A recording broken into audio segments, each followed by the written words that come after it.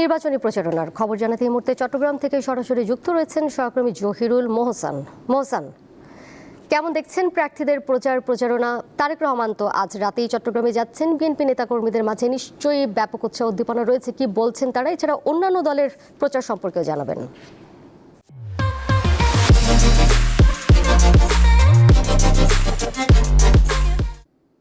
দোলা, চট্টগ্রামে কিন্তু ভোটের মাঠ একেবারেই জমে উঠেছে। আমি রয়েছি চট্টগ্রাম ৯ আসনে। এখানকার যে হেভিওয়েট প্রার্থী বিএনপি মনোনীত মোহাম্মদ আবু সুফিয়ান, তিনি রয়েছেন আমাদের সঙ্গে এবং তিনি চট্টগ্রাম এই ৯ আসনে এখন গণসংযোগ করছিলেন। সেই গণসংযোগের ফাঁকেই আমাদেরকে একটু সময় দিচ্ছেন। আমি আপনার কাছে জানতে চাই, কেমন চলছে আসলে এই গণসংযোগ? এই যে একটু নির্বাচনে যেভাবে মানুষের মধ্যে উৎসাহ উদ্দীপনা আমরা দেখতে পাচ্ছি, ত্রয়োদশ জাতীয় সংসদ নির্বাচনে 12 ফেব্রুয়ারি নির্বাচনে মানুষের যে স্বতঃস্ফূর্ত অংশগ্রহণ ইনশাআল্লাহ থাকবে এবং মানুষ যে বিগত দিনে ভোট দিতে পারে নাই সে ব্যথা, সে বেদনা মানুষের মধ্যে আছে। মানুষ একটা সুষ্ঠু নির্বাচনের জন্য ভোট দেওয়ার জন্য দীর্ঘ 15 বছর আন্দোলন সংগ্রাম করেছে, অনেক রক্ত দিয়েছে, আত্মত্যাগের বিনিময়ে আজকে একটা নির্বাচনের পরিবেশ আমরা পেয়েছি। মানুষ ভোট দেওয়ার জন্য উদ্গ্রীব এবং মানুষ ভোট কেন্দ্রে গিয়ে দানের শেষে ভোট দিয়ে আগামী যে আমাদের শহীদ ছাত্র জনতার রক্তদানের যে স্বপ্ন, একটা বৈষম্যমুক্ত বাংলাদেশ, একটা মানবিক বাংলাদেশ, একটা সবার জন্য নিরাপদ বাংলাদেশ, একটা গণতান্ত্রিক বাংলাদেশের যে স্বপ্ন আমরা দেখি আমাদের আগামীর প্রজন্ম থেকে, সেই বাংলাদেশের লক্ষ্যে আমরা কাজ করে যাচ্ছি এবং দানের সেই ভোটের মাধ্যমে ইনশাআল্লাহ আমরা আমাদের আগামীর নেতা তারেক রহমানের নেতৃত্বে আমরা সেই বাংলাদেশ পাবো, সেই প্রত্যাশা আমাদের আছে।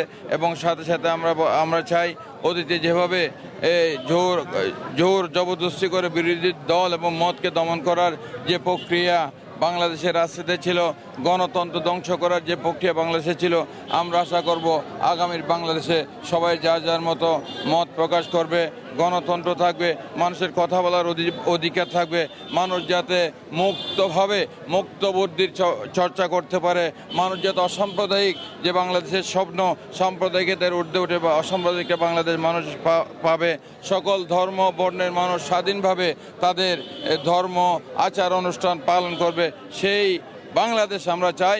এবং সেই বাংলাদেশ ইনশাআল্লাহ আগামীর বাংলাদেশ, সেই বাংলাদেশ আমরা পাবো। এই প্রত্যাশা আমাদের আগামী প্রজন্মের কাছে, আমাদের সেটা হচ্ছে আমাদের কমিটমেন্ট। আপনি চট্টগ্রাম ৯ আসন, এটা কিন্তু চট্টগ্রামে যে 16টি আসন রয়েছে সবচেয়ে গুরুত্বপূর্ণ আসন এবং এই আসনটিকে নিয়ে এখানকার যারা বাসিন্দা রয়েছে তাদের অনেক স্বপ্ন রয়েছে।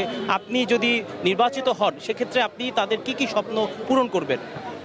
ধরেন সংসদ সদস্যের কাজ তো আইন প্রণয়ন, সংসদের কাজ, তারপরেও কিন্তু ভোটারদের একটা স্বপ্ন থাকে, তাদের প্রতিনিধি, তাদের নির্বাচিত প্রতিনিধি তাদের যে প্রাত্যহিক যে সমস্যাগুলো আছে সেগুলো দূর করবে, তাদের সুখে দুঃখে তাদের পাশে থাকবে। তাদের মনে করেন এই যে আর যে তারা যেটা তারা একটা আকাঙ্ক্ষা করে যে আমাদের প্রতিনিধি আমাদের এইগুলো স্বপ্নগুলো পূরণ করবে, সেই আকাঙ্ক্ষা পূরণে আমরা চেষ্টা করব। ওই আকাঙ্ক্ষাগুলোর মধ্যে মানুষের যে প্রাত্যহিক যে সমস্যা আছে, যে সন্ত্রাস, এই যে চাঁদাবাজি, যে মাদকের যে সমস্যা আছে, কিশোর গ্যাংয়ের যে সমস্যা আছে, এগুলো দূর করার জন্য ধরেন এইটা সহজভাবে একজন জনপ্রতিনিধি, জনগণ যদি সাথে থাকে, জনগণকে সাথে নিয়ে প্রশাসনের সাথে সমন্বয় করে এগুলা দূর করতে পারে। তারপরে আমাদের এলাকায় স্বাস্থ্য সমস্যা আছে, চিকিৎসা সেবা, মানব নাগরিক যে তাদের একটা অধিকার সেটা পাচ্ছে না, এই চিকিৎসা সেবার উন্নয়ন কীভাবে করা যায়, মানুষের স্বাস্থ্য সেবা কীভাবে মানুষের দোরগোড়ায় স্বল্প মূল্যে অথবা বিনামূল্যে পৌঁছানো যায় সেই চেষ্টা করতে হবে। এবং আমাদের সন্তানদের লেখাপড়ার ব্যাপারে যে 10 গুণ 20 গুণ মানুষ বেড়েছে, জনসংখ্যা বেড়েছে, কিন্তু শিক্ষা প্রতিষ্ঠান ওইভাবে বাড়ে নাই। মানসম্মত শিক্ষা প্রতিষ্ঠান গড়ে তুলতে হবে, কারিগরি শিক্ষার ব্যবস্থা করতে হবে। এবং আমাদের দলের পক্ষ থেকে যেভাবে আনন্দঘন পরিবেশে ছাত্রদের জন্য শিক্ষার ব্যবস্থা রাখা হয়েছে, যেভাবে প্রতিটি শিক্ষার্থীদের কাছে, শিক্ষকের কাছে যে ট্যাব পৌঁছিয়ে যে আধুনিক যে শিক্ষা ব্যবস্থায় আপনি অবদান রাখতে চান। দীর্ঘ 2 দশক পর কিন্তু বিএনপি চেয়ারম্যান তারেক রহমান চট্টগ্রামে আজ রাতে আসবেন এবং আপনারা দেখছি এটা নিয়ে কিন্তু উচ্ছ্বাস প্রকাশ করছিলেন। তো এইটা নিয়ে ওনাকে স্বাগত জানাতে বা ওনাকে নিয়ে আপনাদের পরিকল্পনাটা একটু শুনতে চাই। তারেক রহমান আসবে, এটা নিয়ে শুধু বিএনপি নেতাকর্মী নয়, আজকে চট্টগ্রামের সর্বস্তরের মানুষ ওনাকে বরণ করার জন্য, ওনার কথা শোনার জন্য মানুষ উদ্গ্রীব হয়ে আছেন।